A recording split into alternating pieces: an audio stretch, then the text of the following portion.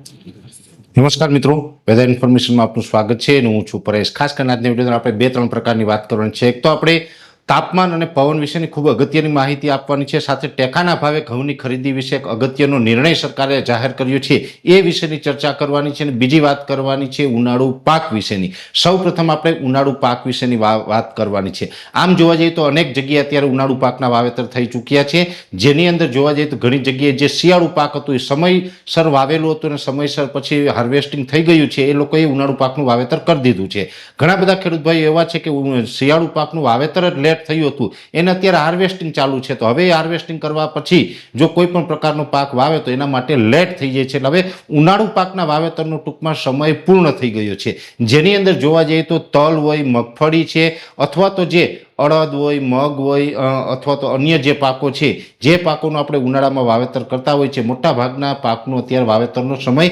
પૂર્ણ થઈ ગયો છે. હા, હજી એક આપણે જે શાકભાજી જેવા પાકો છે એનું વાવેતર અત્યારે આપણે માર્ચ અને એપ્રિલ આ બંને મહિના દરમિયાન કરી શકીએ છીએ. બાકી ઉનાળુ પાક જે અન્ય જે રોકડિયા પાક કહીએ છીએ, જેમાં 90 દિવસે પાકતા પાક છે, એ તમામ પાકનો હવે સમય પૂર્ણ થઈ ગયો છે. એટલે હવે વાવેતર ન કરવામાં આવે એ જ ખેડૂતોના હિતમાં રહેશે. બીજી વાત જે આપણે કરવાની છે, હવામાનની માહિતી આપું એ પહેલા આપણે ટેકાના ભાવની વાત કરી દઉં. આમ જોવા જઈએ તો ઘઉંનું પણ ટેકાના ભાવે સરકારે જે નોંધણી કરવા માટે તેને સમય મર્યાદા આપી હતી એમાં વધારો કર્યો છે.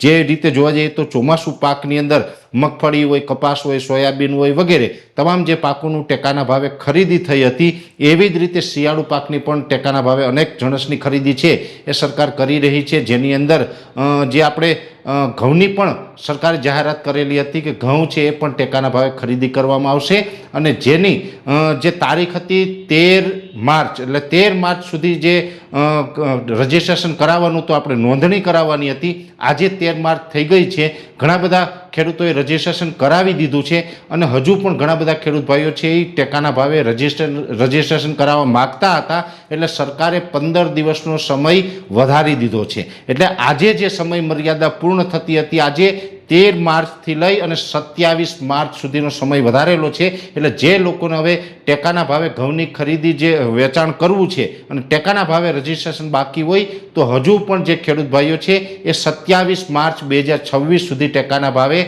રજિસ્ટ્રેશન કરાવી શકે છે. સમય મર્યાદા આજથી 15 દિવસની વધારેલી છે, જેની દરેક મિત્રોએ નોંધ લેવાની છે. હવે વાત કરવાની છે હવામાનની. આમ જોવા જઈએ તો અત્યારે આપણે આવનારા સમયમાં માવઠું થવાનું છે એની પણ વાત કરેલી છે, જેની અંદર જોવા જઈએ તો 19-20 તારીખ આસપાસ જે માવઠું થવાનું છે, જો કે છૂટાછવાયું એકદમ સામાન્ય હશે, અને એ પછી બીજું માવઠું માર્ચ મહિનાની અંદર કદાચ 27 થી 30 માર્ચ વચ્ચે પણ એક થઈ શકે છે. એની આપણે આગળ ઉપર અપડેટ આપશું. પણ ખાસ અત્યારે પવન અને તાપમાનની વાત કરવાની છે. પવનની ગતિ આમ જોવા જઈએ તો નોર્મલ છે, ને નોર્મલ કરતાં 2 પોઈન્ટ વધારે ચાલી રહી છે. અત્યારે માર્ચ મહિનાનું બીજું અઠવાડિયું છે, અત્યારે પવનની ઝડપ છે 10 થી 12 કિલોમીટર પ્રતિ કલાક હોવી જોઈએ, એની જગ્યાએ અત્યારે 13 થી 14 કિલોમીટર પ્રતિ કલાકની ઝડપે પવન ચાલી રહ્યો છે. આ જ મુજબની પવનની ઝડપ હજુ આવનારા 4 દિવસ જોવા મળશે. તે પછી પવનની ઝડપમાં 2 થી 3 પોઈન્ટનો ઘટાડો થઈ શકે છે.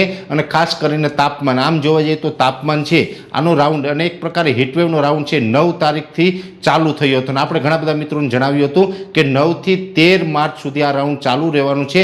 14 માર્ચથી આપણે ધીમે ધીમે તાપમાન ઘટશે. એમ આવતીકાલે 14 તારીખ છે, આવતીકાલથી અચાનક જ 2 ડિગ્રી તાપમાન નીચું આવે તેવી શક્યતાઓ છે, અને સતત પછી દરરોજ 1 થી 2 ડિગ્રી તાપમાન ઘટશે. એટલે ટોટલ 2 થી 4 ડિગ્રી સુધી તાપમાનમાં ઘટાડો થશે.